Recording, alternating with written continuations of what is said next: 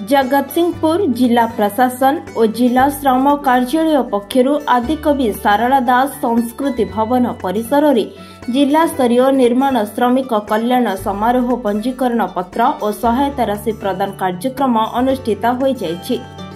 एही कार्यक्रम को मुख्य अतिथि भाव में शिल्प मंत्री संपद स्वाई प्रदीप प्रज्वलन कर शुभारंभ करथिले।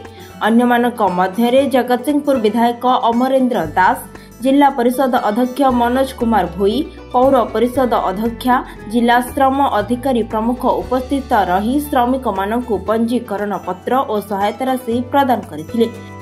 असंभव को संभव करिबारे निर्माण श्रमिकंकर भूमिका गुरुत्वपूर्ण रही।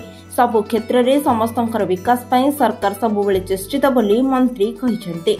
आज आम पंजीकृत निर्माण श्रमिक मान परिचय पत्र और विभिन्न सहायता राशि जैसे पिला पाठ पढ़ाई सहायता, स्त्री महिला श्रमिक मान प्रस्तुतिकालीन सहायता, झील सहायता, पंजीकृत निर्माण श्रमिक हिताधिकारी मृत्युकालीन सहायता और अंत्येष्टि सहायता यह 1763 निर्माण श्रमिक मान 5,10,16,800 टका आज प्रदान कर आम जगतसिंहपुर जिलार जो निर्माण श्रमिक भाई भौणी माने अच्छी आज विभिन्न स्कीम रे पाखापाखि 1763 जन हिताधिकारी आज 5,10,16,800 टका आज प्रदान करा जिवो। आमे समस्ते जानिचे निर्माण श्रमिक माने जो माने असंभव को संभव करिपरिबे से माने निर्माण श्रमिक से माने ही विभिन्न प्रकार अट्टालिका, विभिन्न प्रकार कल कारखाना, ऑटोमेशन दुनिया रे मध्य सेमानंकर आवश्यकता निहाती अछि।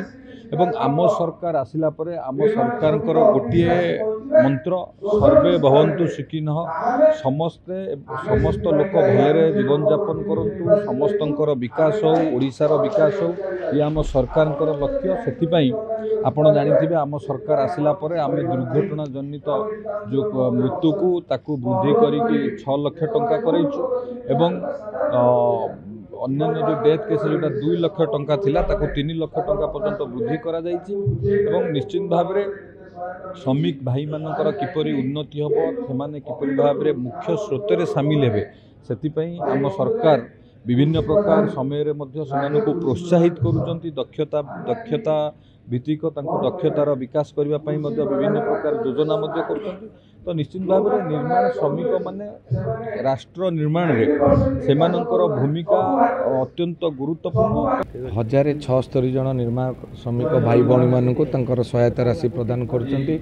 एथिरे मृत्युकालीन अच्छी, प्रसूति जनित अच्छी, शिक्षा क्षेत्र में अच्छी एवं एक्सीडेंटल डेथ बेनिफिट अच्छी। यही भाव में आज 5,14,00,000 ऊर्ध्व टंका आमर आज बंटन करा जिवो, सीधा सड़क अकाउंट को प्रदान करा जिवो। एवं यही अवसर रे मो आशा रखिबी जे निर्माण श्रमिक माने सीधा सड़क ऑनलाइन रे रजिस्ट्रेशन करंतु, कौनसी एजेंसी पाखक जातु नहीं, ठकामीर शिकार हुंतु नहीं एवं लेबर ऑफिस की मध्य आसिकरी सेमाने तांकर सीधा सड़क पंजीकरण करि परिबे। जगतसिंहपुर उमाकांत पात्रंक रिपोर्ट, खबर ओडिशा।